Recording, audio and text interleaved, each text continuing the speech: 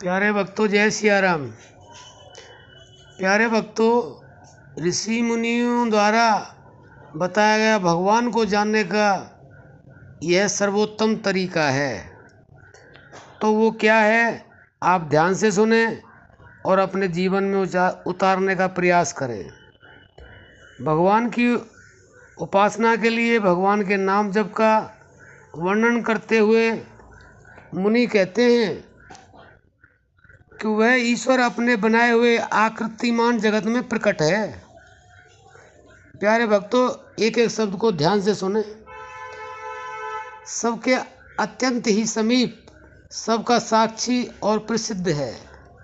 वही सबका परम धाम है, जिसमें प्राण लेने, आंख झपकने वाला गतिमान शब्द पिरोया हुआ है।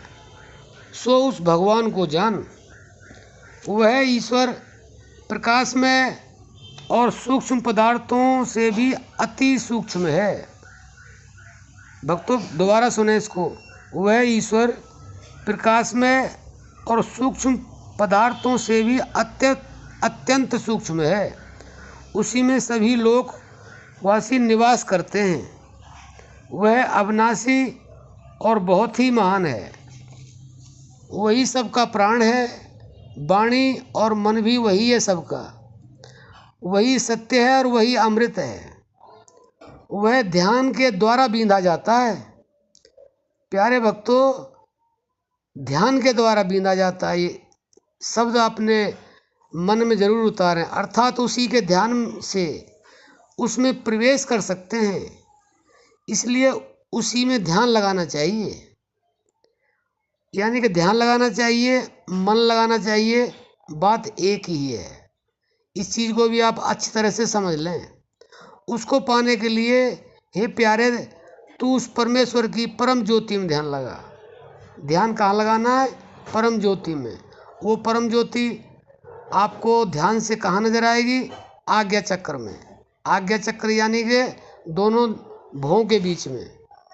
तो ध्यान की विधि को बताते हुए ऋषि मुनि कहते हैं, तू उपनिषद द्वारा वर्णित ब्रह्म विद्या के महाअस्त्र रूपी धनुष को ध्यान से हृदय रूपी हाथों से मजबूत पकड़ और उसमें उपासना रूपी तीक्ष्ण तीर लगा। हे प्यारे, परमेश्वर के परम प्रकाश स्वरूप में एकाग्रचित से श्रुति रूपी धनुष डोरी को खींचकर उस शब्द को बींध। अब प्यारे भक्तों, आप ये कहेंगे वो शब्द क्या है? वो शब्द हो ही श्वासों से निकलता है, श्वासों के अंदर समाया हुआ है, हमारे दिल के अंदर समाया हुआ है। वो आज्ञा चक्र में निरंतर उसका स्पंदन होता रहता है। उसी ध्यान के विषय को दोहराते हुए ऋषि कहते हैं कि हे भगवान का नाम धनुष, भगवान के नाम को धनुष समझ। अभ्यासी भक्त की आत्मा बाण है और ब्रह्म स्वरूप लक्ष्य है। इन तीनों को अच्छी तरह समझ लें। दुष्ट कर्म रूपी प्रमाद को त्याग कर, यानी कि जो प्रमाद है, कर्म रूपी जो प्रमाद है, उसको त्याग कर सावधानी से उसे बींधना चाहिए। लक्ष्य को पाने के लिए अभ्यासी को नाम ध्यान में, यानी कि इसमें नाम भी दिया और ध्यान भी दिया, नाम ध्यान में बाण की तरह तन्मय होकर के और उस लक्ष्य को प्राप्त करना चाहिए। तो प्यारे भक्तों, आप समझ रहे होंगे कि ऋषि मुनि क्या बताना चाहते हैं। यानी कि नाम ध्यान दोनों को बताया उन्होंने।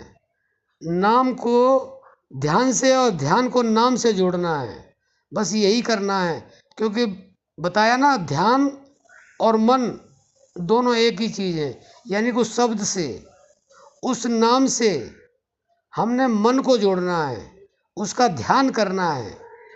और जब आप इस चीज़ को समझ लेंगे, और समझ क्या लेंगे, जब आप निरंतर नाम जप करते रहेंगे और उसमें अखंडता और निरंतरता आ जाएगी और आपका पूर्ण विश्वास होगा, तो ये हो नहीं सकता कि आप ये शब्द को ना जानें और उसको जानते ही आप उसका ध्यान न करें।